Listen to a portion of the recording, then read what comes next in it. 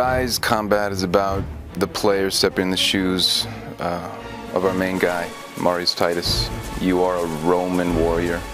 You are working your way up through the ranks. It's brutal, it's up close, it's intense. He's that grounded, he's strong, he's powerful, he's heroic. He's not about flamboyant moves, he's not a ninja, he's a warrior, he's a soldier. And so when we think about him as a warrior and we think about how he's gonna fight, then those are the kind of concepts we try and think about. Is this attack efficient? Is it getting to the, to the strike as quickly, as deadly as possible? And is it powerful? Is it strong? When he throws his shield, is all his weight behind it, so when it slams, it really slams. We actually worked with an expert on Roman fighting and combat strategies to gather some knowledge about how to handle weapons and shields and all that kind of stuff. And that was really helpful for us. We had the chance to play a bit with some actual equipment, and that was really insightful for us. For my first date, I brought two big gun cases full of swords and weapons, and I brought a Roman armor, a Roman helmet, two different kinds of shields. I brought a Celtic shield, I brought a Roman shield, so that they can touch real weapons and see, oh, how they look, what's the weight, what's the size, all that. He would tell us, like, if you're standing, like, how would your body move to attack behind you or attack in a different direction. And it was really interesting because he had some things and poses that we maybe would not have thought about. Every single action you have in RYSE can flow in and out of each other. So it gives the player maximum flexibility. So I can block this enemy, I can attack this one, I can push this one away, and I can throw my pilum at a guy who's an incoming attacker. And what it does is it gives you the ability to kind of, create your own language. Marius does not attack one guy and finish him and then stop and then move to the other guy. He really means he's attacking this one and then goes to a different guy and then another guy, push, deflect, stab. So he can all do that continuously as long as you're chaining the combos correctly. Based on the type of enemy you're dealing with, there'll be a way to defeat him.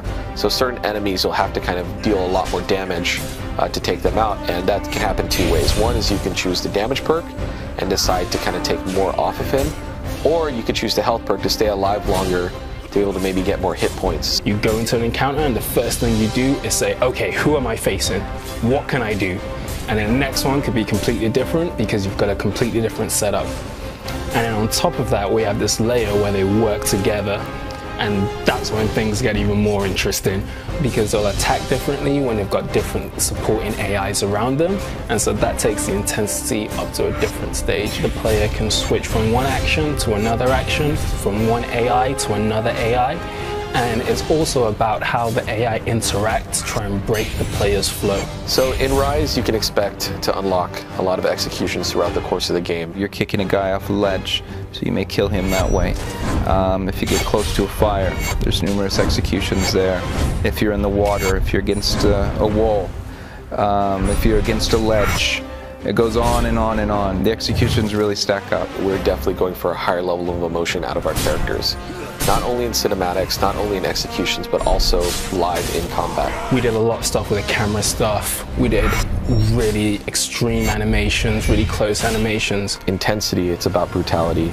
It's about being close to the enemy that's trying to kill you as you're trying to kill him. So one of the final things we're really trying to achieve with the RYSE combat is give it a skill for mastery. When we take flow and we take the intensity of the AI and bring them together, that's when the depth and the scope for mastery becomes apparent. Because in one encounter, you can finish it a certain way.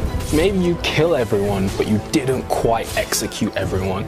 So then you want to play it again, set them up in different ways so maybe you can execute everyone, but maybe you didn't double execute everyone. Did you perform the perfect chain? Was your flow from beginning to end this like seamless, smooth transition from move to move, enemy to enemy, where you've got them all set up in this perfect state and you just push the trigger button and they all just fall? An important aspect of kind of doing this whole game is this, idea that, we can create a combat system where you can be more emotionally engaged to what your player is actually doing. I mean, that will be the first sign that we've done well if you actually feel something out of combat. And the other aspect is that just nuts and bolts wise, we have a solid combat system, something that we can build more and more on top of. And that's really where the depth aspect comes in. You know, we want it to feel really, really good to play. We don't want players to feel frustrated or, you know, get too angry over the fact they can't pull something off. But at the same time, master players will be able to do stuff that when you watch these YouTube videos, you're going to go, this is amazing, how does someone ever do that? And, you know, if we can kind of tap into those two main elements, then we would have felt we've done, you know, a good job. We've really done everything we can to wrap it all up to have a really good, full experience for the player.